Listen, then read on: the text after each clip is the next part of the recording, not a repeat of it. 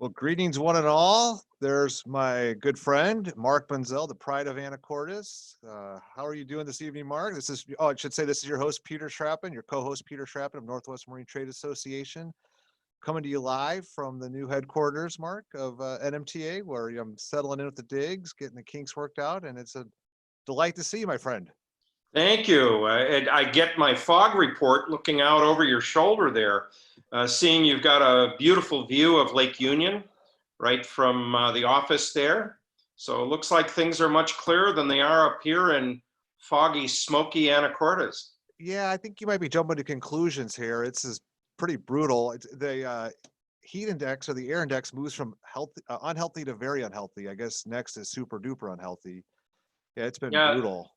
that's really our story of what the current conditions are. Leonard and Lorena will be on in a moment talking about more, but There there they they are. are. Good There's evening. our managing editors, Leonard and Lorena Landon, and Hi there. they'll be talking a moment about some of the updates. But Peter, with you being over Lake Union, you've got some news about what's going on with the Seattle Harbor Police. Yeah, What's that's the right. latest? Yeah, and speaking of the year, I found a little trivia for you, Mark. I love trivia. Seattle currently is the 10th worst air index in the world. We held that position of number one for a few days, and we've now lost our ranking to Portland, Oregon. But I don't know if you track air indexes around the world. It's just interesting to see the different cities that unfortunately make this list, including, like I said, Portland, number one. Tehran made the list. Johannesburg, South Africa is number two. I just can't imagine having to live in. I mean, we're 10th, and this is what we're living in, where you can't even go outside without wearing a mask and taking your life in your own hands. So yeah, it's just been really Well, bad. But yeah, I'm living up on overlooking the Guaymas Channel, not too far from the ferry landing in Anacortes. And it's been very interesting every morning that to hear the foghorns and to have, about an eighth of a mile or 2 city blocks of visibility, and that's it. I yeah. would not want to be out there, even though I have radar and the seas are very calm. Wow, not a lot of visibility. And Yeah, Leonard and Lorena are looking out over Burroughs Bay, not too far away, but the other direction. And We're pretty sure Burroughs Bay is out there somewhere, but we haven't seen it for several days. yeah, so for those thinking about going out to the San Juan Islands, it's a pretty foggy trip. I keep watching the rain forecast, and we're supposed to have a little bit of rain by Saturday, but they're not even sure about that. So this could be with us for a little while. So Yeah. we've had a local joke around the Wagner Guide that we've had COVID-19, now we have smoke, and locusts are next. Bring on the pestilence, right? I've heard that. Something like that. Yeah, It's I'm really ready to roll. really a challenge. Yeah. Well, yeah, So, like you alluded to, Mark, I have been digging into the Seattle Harbor Patrol.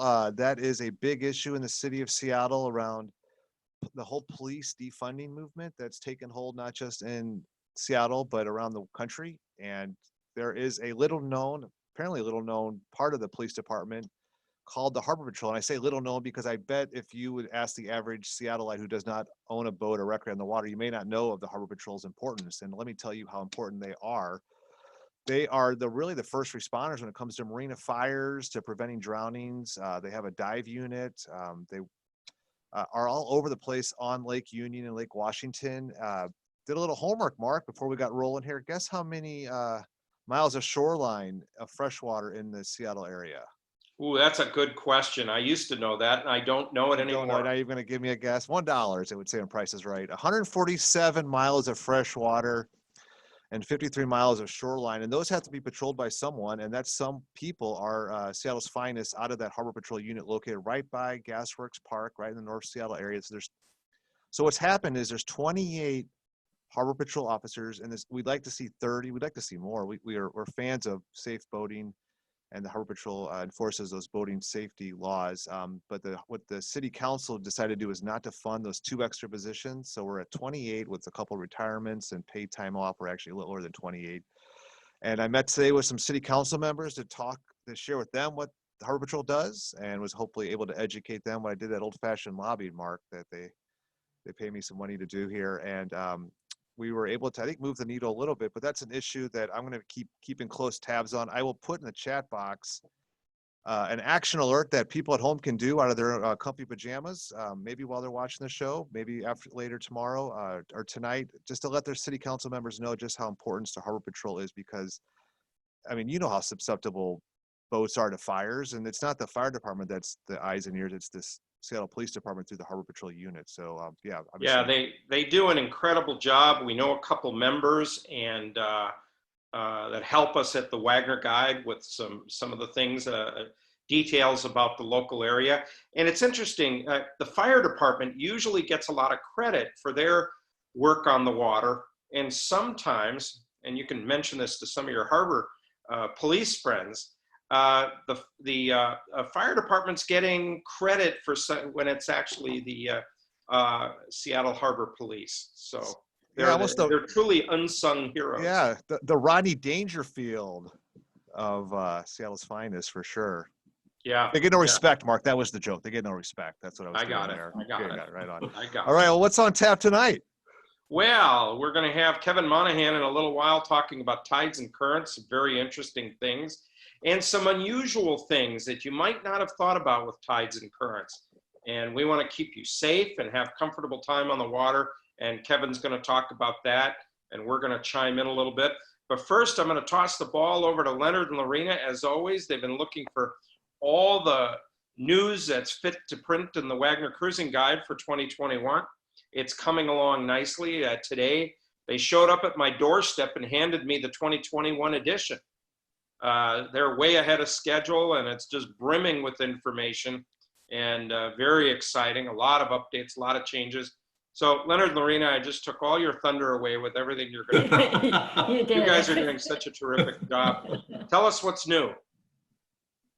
What's new for the updates? Or are you interested in a little more about the 2021 Wagoner? Of course. I don't want to go into that because Peter then rings his bell. And Okay. I was surprised that he hadn't hit it. There's a restraining order. Current information. We will save that for a special news release. Sure.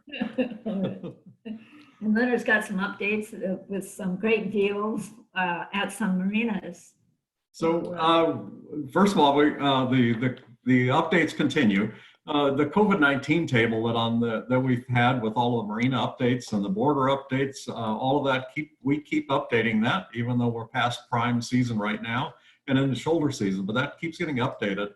And just wanted to let you know we're making outbound calls, and we also get a lot of response from the marinas and also readers that value that table out there. So one of the things that we've decided is that this is not just going to be a COVID-19 table. So the table that's on wagnerguide.com is going to stay there, and it's going to live on partly because we think that this COVID-19, the virus, the SARS, all this virus stuff that's affecting us right now, it's not going to go away quickly. It's probably going to continue to have some effects on our boating experiences in the future. And for that, you're going to need some timely updates. And the COVID-19 table that's in the Wagner Guide right now was specifically designed so that we the editors, Mark and Lorena and I, as well as some other people at Wagner, can enter information in now, and it shows up on our table, on the website. So we don't need to have a webmaster come in there and update the website for us in order to get this new information in. So we're going to continue doing that, and that will be an integral part of the Wagner Guide. It'll be a part of the 2021 Wagner Guide as well, so that we can get new and updated information to you as it happens for next year, next season, and over the fall season as well. So that's big news right now. We're right now in the process of designing what that's going to look like. It will still be a table. So it'll be a quick, easy table, tabular format where you can find the information quickly. You won't have to browse through pages and pages of information. There's a search capability built into that Airtable that we used as a tool for this table, and that will continue. It'll still be concise one-liners for marinas, as well as borders, destinations, communities, anything that may change, anything that has new status on it. And it doesn't need to be just COVID-19. It's also, in the past, we've seen that marinas will add something at the beginning of the season, or something will change. And that's the kind of information that we're going to be putting in the table for you, for the voters, to make sure everything's up to date for you. So that's one of our big news items right now. In terms of the updates, did you want to go through? No, go ahead, Leonard. First of all, there are a few changes out there right now. The main one is things are going into shoulder season, and that means that some reduced rates at different places. Winter rates are going in at some of the marinas. We talked about that last time when we talked about shoulder season, and that's going to be a good thing. Some of the BC parks remain closed at this time. Specifically, one of them is the McKenna Hot Springs Park on West Coast Vancouver Island remains closed. There doesn't appear to be any timeline to open that up right now. And the other big one in news right now is specials. There's some deals going on out there right now for moorage. And probably the best deal out there right now is up in BC waters. Wish we could get up there. But Port of Sydney is $35 per night for 2 nights. So you can do that for up to 2 nights. And then if you pay 1 night at $1.25 per foot, then you can start the whole program over again. A heck of a deal going. And Port Browning has a winter rate of $1.25 per foot. And then here's the better deal, and that is after November 1st through March 15th, if you eat at the pub or the bistro restaurant at Port Browning in BC, then your moorage is $25 per night, including shore power. So that's got to be the best deal going as of November 1st.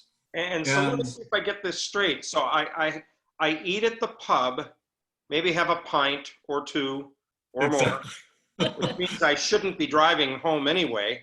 And there you go. Then I get that reduced rate in the marina. That's fantastic. $25, including shore power.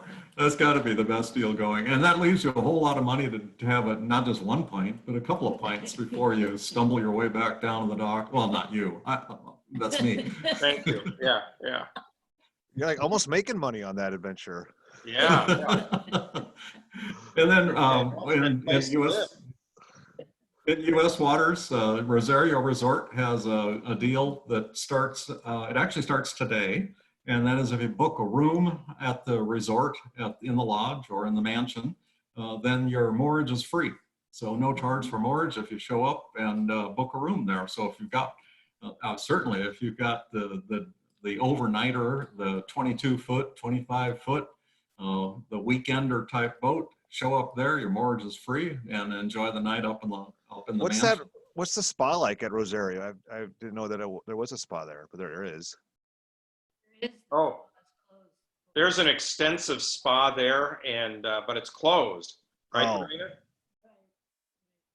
But they do a fantastic job. It's down in the basement, and there is a pool down there, more like a lap pool, that was built, 1930s or something? Exactly. Yeah. You're exactly right on the year. They actually have 3 pools and a gorgeous pipe organ, and the mansion is lovely. So if you have a special event coming up, we highly recommend it. Yeah, I attended reported last week, their restaurant in the mansion will be opening, on the 15th, October 15th? I believe that's correct. So the Cascade Grill outside over the marina will close down for the fall and winter season, and their restaurant, which is typically just outstanding. And I also highly recommend sitting at the bar there in front of their big fireplace in the off season. Again, built in the 30s, just beautiful. Actually, I think that fireplace was built earlier than that by Robert Moran, the former mayor of Seattle. How's that for a tidbit? Look at that, Mark Bunzel coming, guns a-blazing, Mark, nice. The old memory's still there. Still there. Barely. As my kids like to remind me, I went to college during the 70s, but I'll just leave it at that. Yeah. Anything else? That's about it for the updates. So most of the other stuff is pretty much as we reported earlier. Look at the update, the list in the COVID-19 table. Just take a look at the dates in there, and you can see the last update date and the newer stuff. You can sort on that, by the way, if you haven't found that feature in the COVID-19 table. You can sort that on different criteria and do a search for whatever you're looking for. Get the information to you quickly. I just wanted to add one little small tidbit, because as many know, when I talk about favorite destinations, I talk about the food. And one of my favorites is Fisherman's Wharf up at Campbell River. And unfortunately, I can't go there. And I had a chance today to talk to the harbor mistress, Phyllis Titus. And I said, Phyllis, are they still selling the fresh fish down on the dock? And she said, oh my God, this season, because the restaurants are all closed in the area, the fishermen are showing up with their catch. They're selling it at bargain prices. The tuna that you can buy off the dock there is just incredible. They even have dive boats coming in with sea urchin. Peter, I'm sure that's one of your favorites. Oh, You cook up the sea urchin together with olive oil, some garlic and pasta, and it's just fantastic. So that's my little tidbit of as soon as we can get out up to Canada, I want to get up to Campbell River before they run out of fish.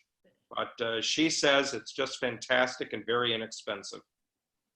Mark, thank you for sharing. I'm going to put a couple recipes in the chat that are at the top of my file from Mark Bittman, who I'm a big fan of. He wrote How to Cook Everything, which is a big undertaking, how to barbecue everything. He's got a few everything books out there. He's got a fantastic salmon burger recipe, fantastic crab cake recipe.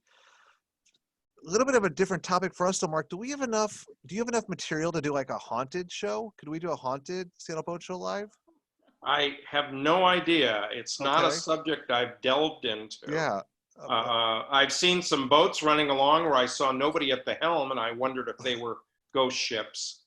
But that's usually somebody running down to use the head. We should have our production staff get on that topic. There is some Rosario. I asked because there's some Rosario haunted stories out there. Yes, and there are. Obviously, Port Townsend has a tradition of haunting spirits as well. And I know Seattle, you can take the haunted tour. So that would be a fun topic for us. Well, Halloween's coming up. That's perfect for Halloween week. I like it. I like it. So we'll work on that. Thank you, Peter. Leonard, Lorena, anything else? Okay, why don't we dive into our main feature for tonight, understanding the tides and currents. And we're going to be joined by Kevin Monahan. And Kevin is the publisher of, there's Kevin, of the Ports and Passes Tides and Current Guide, and which he's getting ready already for 2021. That's going to be going off to the printer very shortly. But Kevin has just an incredible background as a fisherman, as a captain in the Canadian Coast Guard, worked for Transport Canada, BC Office of Boating Safety. He knows these waters in Canada especially extremely well, and just an encyclopedia of information. So we're really pleased to have him with us tonight. Welcome, Kevin. Well, you do me great honor. Thank you. So I started out with tides and currents with something very simple. Somebody told me tides go up and down and currents go sideways. And that's the way I remember it. That's exactly right. The thing to remember is that they don't do it at the same time necessarily. So you can have the tide going down while the current is still flooding. And that confuses people, but there's lots of reasons for it. And to get into the description of all the hydrodynamics of this complex, complicated archipelago of islands we have here on the West Coast is way beyond the scope of tonight. But at the Institute of Ocean Sciences in Victoria, it's a big facility run by Department of Fisheries and Oceans, and they have one of those scale maps with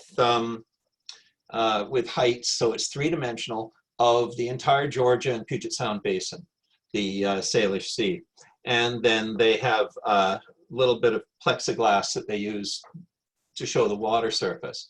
And if you look at that, you realize that if you all of a sudden drain the water out of the Strait of Georgia, or you want to fill the Strait of Georgia from, and your only source is the Pacific Ocean, then the intricate flows that occur are mind-boggling. And just as one example, there's a place in Johnstone Strait where the turn to ebb on either side of Helmcken Island can occur almost at 2 hours different. And these locations are only about 2 miles away from each other, if that. And yet the current is flooding on one side, ebbing on the other side. So, you know, it's very complex. And so in this part of the world, an understanding of the currents and the tides is really quite useful. And in some places, you have to know how to read the tide book, etc., and how to get yourself through the system. You know, and I mentioned last week when we were discussing the weather, that part of my weather planning starts with understanding the tides and currents for that day and specific hours when I'm going through different places. And one of the first things I look at is the phase of the moon. That the tide guide will show me when it's a full moon or a new moon or a half moon. And I love that half moon because that's when the currents are at their least and the tides are also at their least range in terms of high or low tide. Yeah, the three things all basically occur together. The currents and the tides reach their minimum extent around the half moon stage, or the quarter moon as it's called, and reach their maximum around the new moon or the full moon. Now, it actually lags about a day or two after the full moon and the new moon, simply because it takes time to make these changes. And so it's just like summer lags after Midsummer Day. Midsummer Day is June 21st. So this is all astronomical stuff, but you're absolutely right. The full moon, the new moon are around the same time as the maximum tides and the maximum currents for that month. Interesting. Yeah, well, it's fascinating, and it has so many implications. And one of them is understanding how tides and currents work really helps you be where you want to be at the right time, and helps you not be in places you don't want to be when you don't want to be there. And so, for example, and I'm just going to share a couple of pictures here to make my point. And so here is a place you don't want to be at a time you don't want to be there. This is off Cape Mudge, and that's one of the Canadian Coast Guard ships not having a good time. And so this is during a strong flood current when there's an up to gale force wind blowing in the Strait of Georgia, and they're opposing each other. Here's a picture of when you do want to be in a place like that. There, that's what you want your boating to be like. And you can find this in the middle of some of the worst passages simply because you're there at slack tide.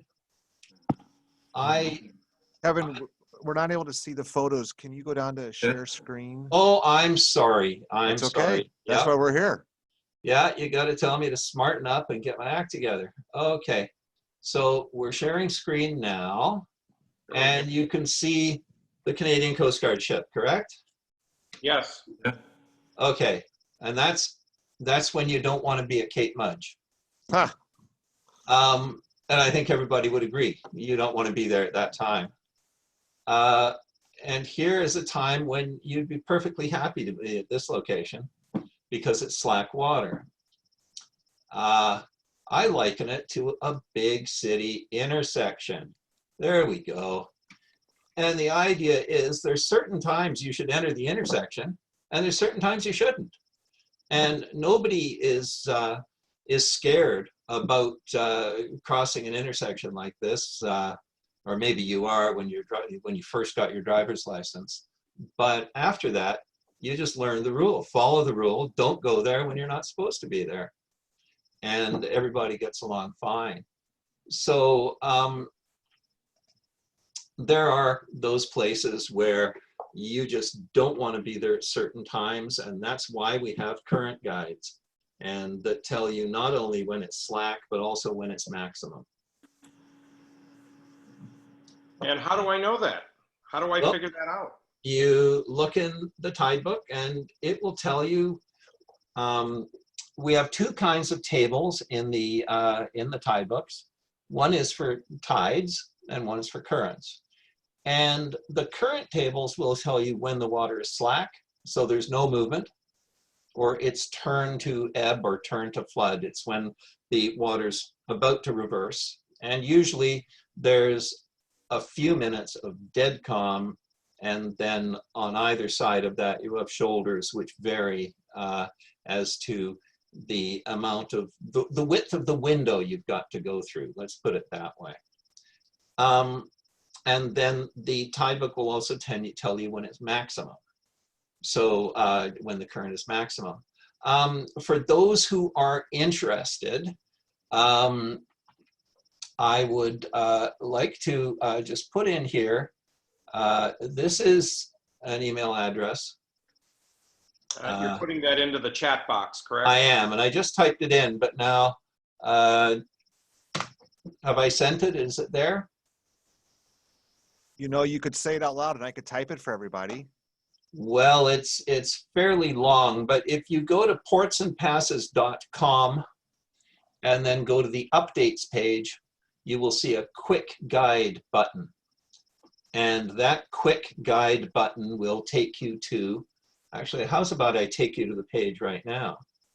I'll just share the screen again. portsandpasses.com. And we'll just share the screen. Here we go. Can everybody see that? Yep. Okay. Yep. So this is a quick how to use ports and passes. And you recognize a couple of these pictures, don't you? And it's a very quick description of how you use the tide book. And for instance here, why tide predictions are predictions and not absolute fact.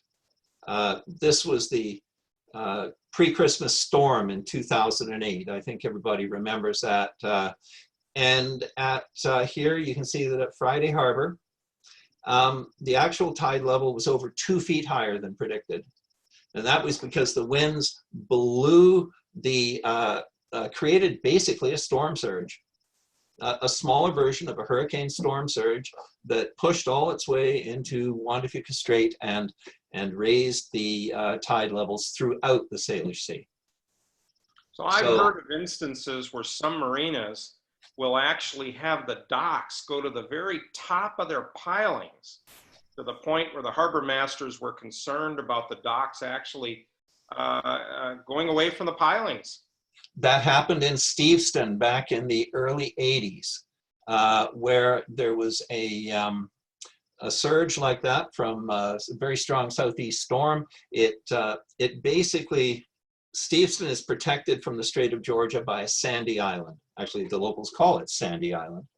And Sandy Island went underwater because of the storm surge. There were 2-foot-high breakers breaking right at the dock, and the tide had come so high that some of the docks lifted right off their pilings and went adrift.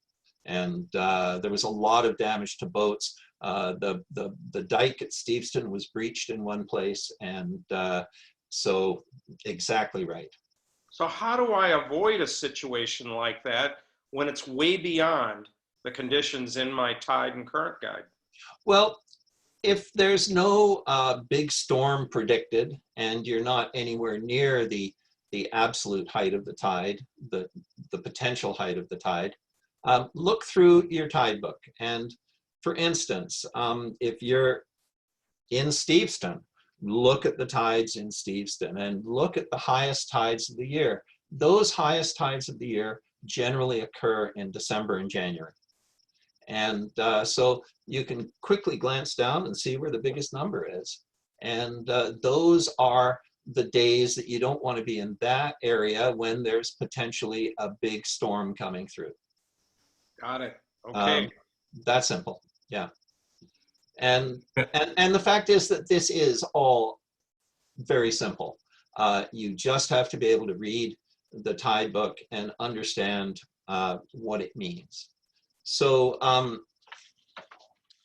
you know, once you do that, then there's all the implications of what you do with this information now that you've got it, right? What do I do with this knowledge about currents? Well, here's another picture we'll just share with you. And actually, this is about tides again. And I'm just going to share a screen and get it right this time. Here we go. And we've looked at this image, but let's look at this picture here, okay? Now, we know that there are low tides, we know there are high tides, but this guy got himself in an, I mean, this guy is performing what I consider to be a great balancing act. Yeah, nice job, Mark. Yeah. But It's an amazing day. Gosh, memorable. Absolutely. But the problem here is that he went aground very close to high water on one of the highest tides of the month. This is what's called getting neaped, because if you go aground at the highest tide of the month, you may have to wait 2 weeks or a month to float off. So you don't want to put yourself in this way. You don't want to go aground at any time, but there are ways to protect yourself. So for instance, if you're going through a particularly shallow channel, don't go through at high tide. If it's go through it low, don't go through at low tide, but go through on a rising tide, so that if you do run aground, you can float off within just a very few minutes. And I mean, obviously, if there's lots of depth, that's not a problem. But if it's a place where that potential does exist, maybe there's a shoal that sticks out a long way and you're not exactly sure where it is, then don't do it on a falling tide. If the tide drops too far, if you can balance that well, you're great. But if not, your boat's going to roll over and then flood on the rising tide. So there's one thing that you do with this knowledge about when the low tide is, when the high tide is. Another might be you go to anchor at in water that's very shallow, but it's low tide, not a big deal. Maybe you've only got 2 or 3 feet under the keel, but it's a flat bottom. The scope of your anchor isn't going to, or the length of your anchor line isn't so long that you'll hit the rocks. But you're in a location, you've only got 15 or 18 feet of anchor chain out, and you're in a location where you're at almost a zero tide, and the next morning the tide's going to be 18 feet. What happens is you wake up in the morning and your anchor's been lifted off the bottom because you don't have enough anchor line out. So again, it's knowing not only what high-low tide means, besides knowing that low tide is a great time to go dig clams or pick oysters, but also understanding what it means to you in this situation. I look at it and mainly with regard when I'm planning a passage to which direction the currents are running. And then I look at which way the winds are forecast to blow. Because what I learned the hard way one day long ago when I was first starting to get to know these areas with a charter boat, I was leaving Nanaimo with my family to head across the Strait of Georgia. Oh boy. And we got out there, and all of a sudden it got incredibly rough. And my wife at the time said to me, you're so careful about the weather. How could you get us into such rough conditions? And I wasn't completely sure. And what it was we had an ebbing tide in the Strait of Georgia and a wind out of the south. So the water was going this way, the wind was going this way, and boom. And it was very, very uncomfortable. So, and that's why I included it in our weather discussion last week, because we're trying to go for a smooth passage. Another quick story is I didn't look carefully on Rosario Strait one day, and I had a sailboat at the time. We had the sails up and everything was just clicking along great. The family said, "Dad, we got the sails up. It looks great." And then we looked at the shoreline and realized we were going backwards. And we were going backwards because the current in Rosario Strait was strong enough that it pushed us backwards, even though we were sailing against the wind. So now I'm a bit more careful. Allow me to tell you a story of young Kevin Monahan, commercial fishing, heading north to go fishing. One of his he just bought his first boat, and this young fellow, apparently he's a relation of mine. He was heading up through Stewart Island and through the 3 sets of rapids at Stewart Island. And I said to Nancy, my wife, as we passed through Gillard Passage, the second of the set, that Gillard Passage looked pretty good. You know, that wasn't too bad. And looked ahead at Dent Rapids and said, "Gee, what's that white stuff on the water?" And okay, what was that white stuff? It wasn't a big line of seagulls. What it was, and this is, I hadn't gone through the process and figured out not only my timing, but also there's a thing called that I call the window around a rapids. And when the current is going to be really strong at its at the maximum strengths of the year, which is just like tides, you have your highest tides with the largest range in December and June, July, December, January, June, July. The currents are at their strongest at those times too. So I didn't look at the actual current speeds, and I didn't realize as we headed into Dent Rapids that we were on the second fastest currents of the year, and we'd missed slack, and I was expecting there to be a wide shoulder of or a wide window of time.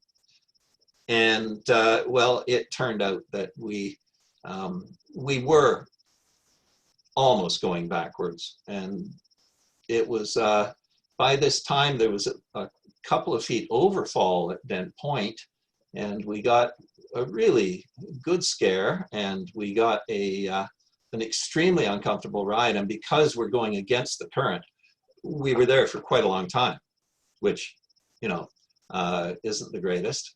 And I will just share another couple of pictures with you.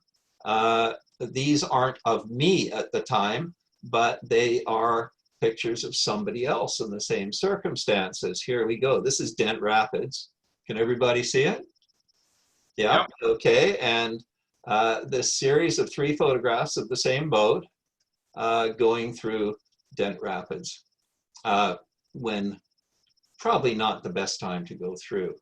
So there are a certain number of passages that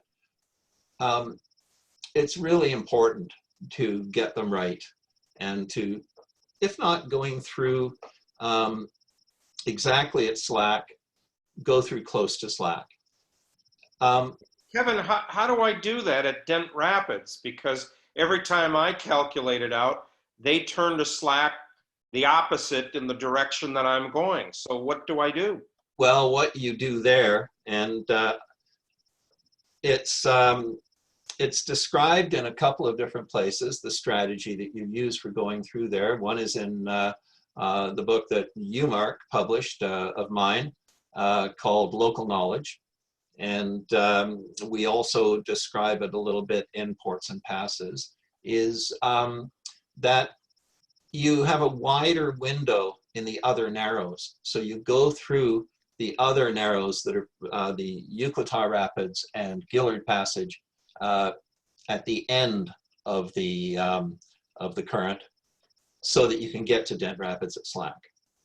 So that's the secret. Called challenging the rapids, which sounds pretty ominous. Yes, it does. But and as a general rule, we suggest that what you do is, if you're going to go through not exactly at slack, try the rapids 10 minutes after slack. See what you like, see what it's like.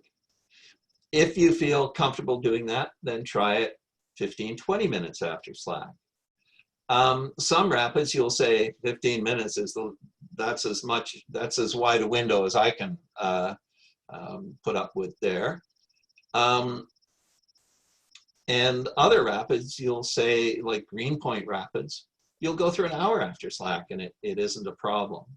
This is a local knowledge issue, but it's also an issue of go through the rapids always the first time at slack. Unless, like in Dent Rapids, is a very special one where you have to rely on somebody else's local knowledge. But if you can do it if you're in a boat that is able to make 6 knots, you can get through in comfort and arrive at Dent Rapids at the right time. I'm Kevin, gonna jump in here and one encourage of all the of things, our.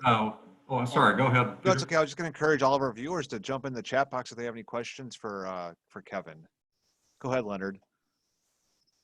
So I was just gonna, Kevin, a while back, Kevin alerted me to something I was totally unaware of, and that has to do with the changing of all this, the tidal prediction information itself. I always thought it was kind of static. Can you talk a little bit about that, and the stations change and move, and the information that the programs use and all tables use changes? Is that correct? That's correct. So here's a good example. Over a period of 2 years, in 2016 and 2017, NOAA resurveyed for currents, not for tides, but for currents. They resurveyed the Juan de Fuca area and Admiralty Inlet and up to Deception Pass, Rosario Strait, and up to Lawrence Point. Now, this is anybody who can get the answer to this gets a gold star. When was the last time that the currents at Admiralty Inlet had been surveyed by NOAA? And if anybody says 1943, they get the gold star. Oh, okay. Yeah. So 1943. 1943. It was a good year. and you know, some of the I looked at a Canadian station in Knight Inlet, and they had the Canadian Hydrographic Service had recently come up with a new station right nearby in Knight Inlet. They were only 2 miles apart from each other, and one of them was supposed to go from high water and low water were supposed to be 8 minutes different from Alert Bay. But the other one was 8 minutes different, but it was plus 8 minutes instead of minus 8 minutes, for a 16-minute difference in high water for like a mile away from each other. So I talked to them and I said, is this a mistake? Is this simply an error in the tables? And they said, no, it's not an error. But the one for Glendale Cove was surveyed for 30 days in 1916. So maybe it wasn't an error in the data. Like nobody had typed anything in wrong, at least not in the last century. But 1916. So some of these places have been surveyed a long time ago. And what happens is the various agencies, whether it's Hydrographic Service or NOAA, they come back and they check and they find, oh, the people that did this, they didn't account for this, or they didn't account for this. So then they come up with new, what we call constituents for that station, which are the algorithms that are used to project the tides out. So for instance, if you have a tide program that you got hold of in 2010, let's say, and it says it's good for 100 years. Well, it's good for 100 years so long as the constituents for the individual locations don't change. But if NOAA comes along and says, oh, this was last surveyed in 1943, we think we'll do it again, then all of a sudden your program, unless it's getting updated with new information from the developer, is going to be based on the old information. It's still going to be using 1943 information and a 1943 constituents. Now, what happened with the Admiralty Inlet tide station was they actually moved it 5 miles. The old Admiralty Inlet tide station was based just off Bush Point, and they actually moved it to mid-channel off Point Wilson. So all the predictions are going to be different when you're talking about a new location, et cetera, et cetera. And in Rosario Strait, they actually created a new tide station at Lawrence Point. And so now there's a Lawrence Point tide station, a current station, and a Rosario Strait current station, which, by the way, they moved south about a mile or so. And the reason they did that is because the difference in the currents between the north end of Rosario and the south end of Rosario can be up to an hour's difference in the time of slack water. So you're telling me if I use the tides and currents in my chart plotter, my 5-year-old, 8-year-old chart plotter, they could be radically off. Let's not say radically off, but you know, I've seen cases where things have been off by, well, I predicted going through Chatham Channel one day, using the Canadian hydrographic data, estimated a 3-knot current with us. Now, Chatham Channel is a nice smooth channel. You can go through it at any time of the tidal cycle without any real problems. It gets up to about 6 knots, so you go through quickly.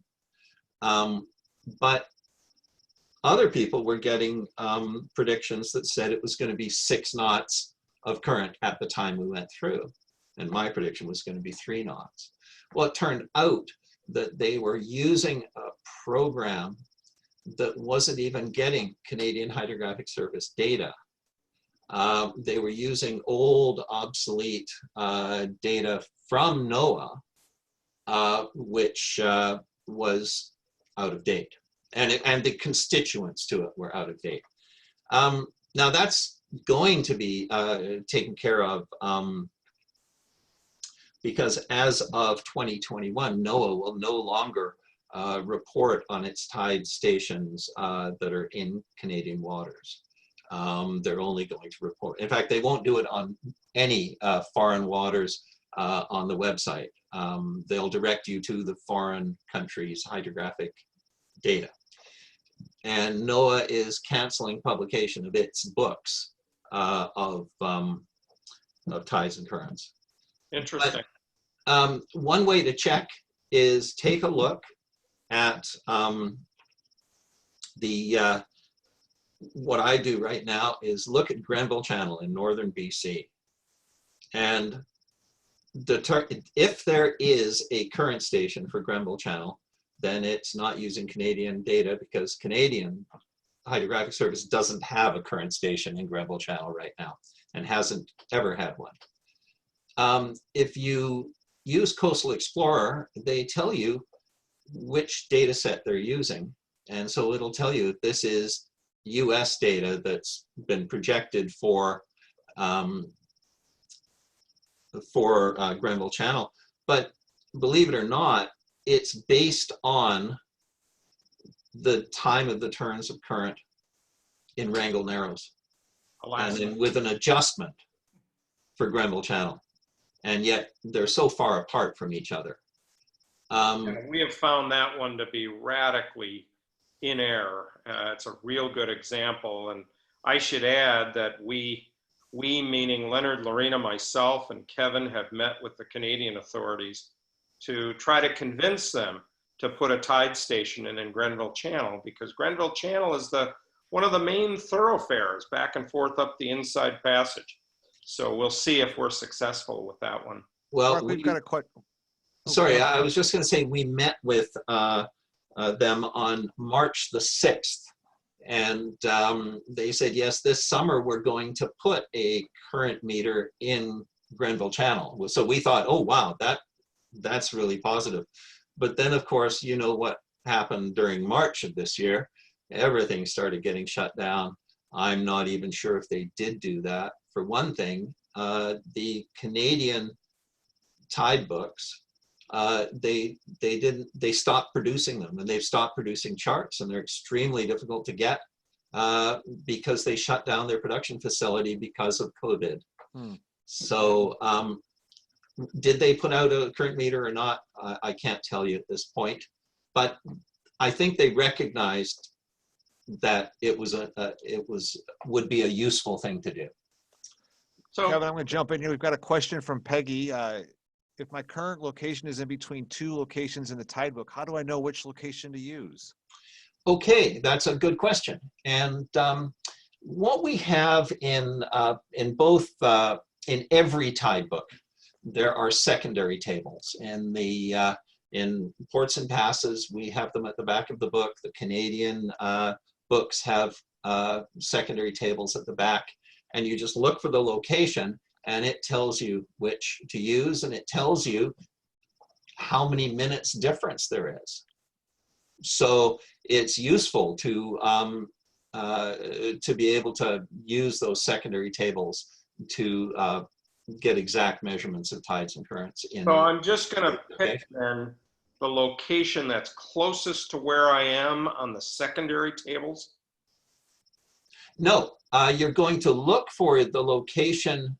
Well, on the secondary tables, you're going to look for the closest location, yes. And then it's going to say, there will be a block of locations that are all based on such and such. Like in Guimas Channel, you're going to say, you look for that, and it will say based on Rosario South, or based on Lawrence Point. And so then you go to Lawrence Point or Rosario South, you read it, you look along the line in that secondary tables, and it tells you plus 18 minutes or minus 4 minutes, whatever the particular information is. Ports and passes, in fact, every reputable tide book would present you with that sort of information. And with ports and passes, a little plug for our own book. Do it. You can see here, we've actually colored the area that's based on Prince Rupert. So you can actually see, you can actually answer that question. Great. Thanks, Kevin. Kevin, I learned a lesson a year ago. I was coming back after the Wooden Boat Festival from Port Townsend and basically going to go up to Skyline Marina in Anacortes. And I came by the opening to the, first of all, the water was beautiful. It was a beautiful day, the sun shining. And I came by Deception Pass, and all of a sudden, I was about 5 miles from Deception Pass, but it got rough. And it took me a little while to figure out what was going on. What was going on? You were getting a plume of current coming out of Deception Pass. And that plume can go several miles, at least 2 miles, and further if it, depending on the strength of the current. So on an ebb current, it sends a plume of water rapidly out into Rosario Strait. And if that plume of water is opposing the wind, you get these wind current interactions, and that can be really nasty. It was nasty, but the interesting thing was, I guess when I got through that plume, because after a little while, it went back to being smooth. it settles down again. Exactly. It's only going to be a problem in the plume when you have the wind opposing the current. And actually, there's the opposite effect. If the wind is with the current, it will tend to flatten out the waves. So there's a rule of thumb, and that rule of thumb is that every knot of current is equivalent to an additional 10 knots of wind speed. So if you're in 10 knots of wind and you've got 1 knot of current opposing you, the effect, and this isn't exact, but it's a good rough rule of thumb, the effect is as if you were going into a 20 knot wind. On the other hand, I would agree with that. I felt like I was experiencing that. on the other hand, if the wind is with the 1 knot of current, it can feel flat calm. So when I'm planning my trip and I'm going to go by a major outflow, whether it's Deception Pass or the Fraser River or whatever, if I Or look at my tide Or guide, Slingsby Channel. Slingsby Channel is a very famous one. Yeah. Yeah, and I can just about predict whether I'm going to have, because I'll know the wind direction, the wind speed, and I in my tide guide, it'll tell me the velocity of that water coming through that passage, the current. And the you'll get the velocity of the water coming through Deception Pass. You'll see that it's one of the strongest velocities of the month or even of the year. And so you'll say, oh, there's going to be a big plume out there. Now, when the current is flooding, of course, there's no plume out in Rosario Strait. The water's all going the other way. And this can happen a lot of places. For instance, again, as you approach, if you're heading up the Strait of Georgia and you want to go to Campbell River and you're passing through Seymour Narrows, well, Seymour Narrows, take a look at the current speeds for Seymour Narrows. And if you're there when it's running a flood of 12 to 14 knots and you've got a good strong, if you've got a nice southeasterly behind you of say 20, 25 knots, well, which is perfectly acceptable in a well-founded boat. As soon as you get near Cape Mudge, the two meet, and that's one of those places you don't want to be. I've been there. I can attest. I don't want to ever do that again. It scared the heck out of me. I've got a question for Mark Menzel. So Mark, when you're planning this trip, am I part of that trip? No, Peter. No, what? Mark. Peter, your father-in-law has not invited me on his boat with you. You know better, right? You know better. Yeah. We got a question from Dennis. What length of time is the current atlas for the Strait of Georgia and Juan de Fuca Strait valid? It's valid forever, and here's the reason why. It's based on the tides at Point Atkinson. So as long as you have accurate tides reported for Point Atkinson, the current atlas is going to be fine. Okay, great. And then could you review the difference between US and Canada charts as that affects tides reading? That was an interesting question. So the US has a different zero tide level than Canada uses. We use the lowest tide that is likely to occur. The United States uses the mean lower low water, which means the average of all the lower low waters. What that means is that you have minus tides a lot in the US. Let's take Blaine, for example. You may have a minus tide in Blaine, and in Crescent Beach, it's going to be +1 feet. Just a few miles away, but in Canadian waters. It's just like our dollars are different. You know, our tide levels are different. So does this mean that when you cross the border, all of a sudden you've got to start adjusting everything? And the answer is no. Because when the US makes a chart and shows Canadian waters, they show it using the Canadian tidal datum. And when Canada makes a chart, that shows US waters, we make it showing the US tidal data. So you will, and when we have in our tide book, in the Canadian tide book, they give Seattle.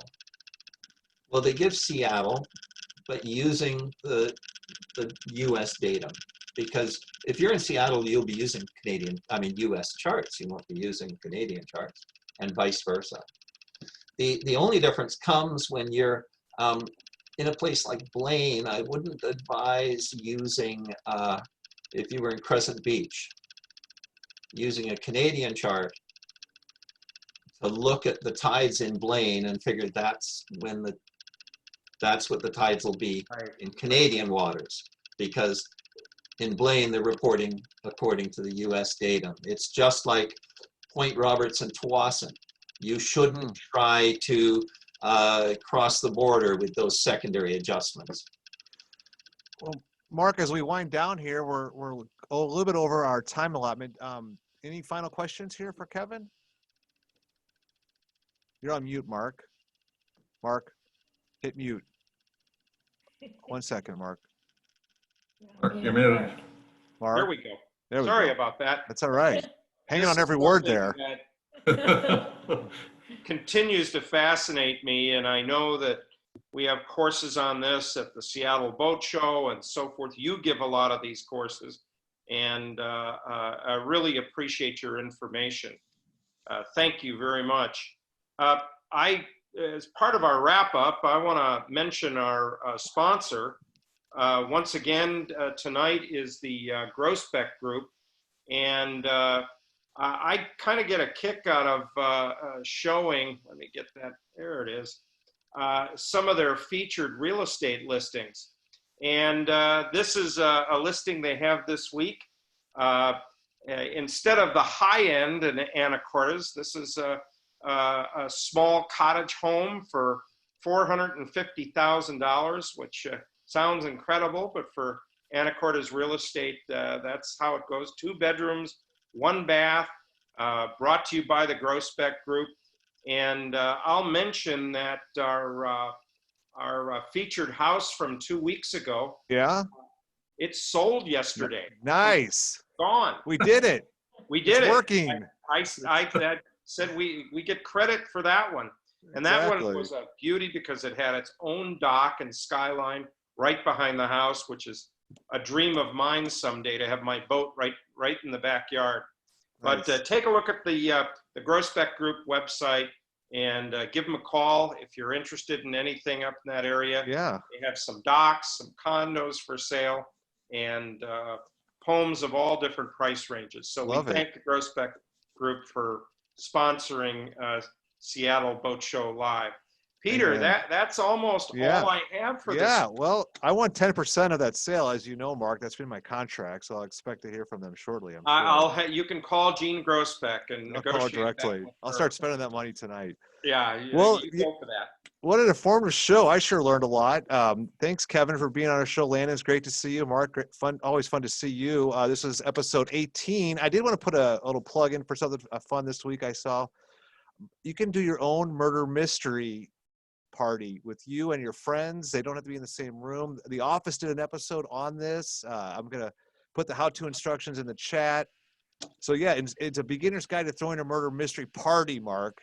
Party is the key word there. Okay. Party. So let's not take this too seriously. Yeah. So yeah, fun thing to do. Episode 18, that would mean episode 18 of Saturday Night Live's first season was Raquel Welch was the host. No doubt you remember Yes. Raquel Welch. And the musical act, John Sebastian, who was at Woodstock. We performed at Woodstock so as well. So Yeah. there you go. What's on tap for next week? Next week, we've got an exciting show about doubt. seasickness.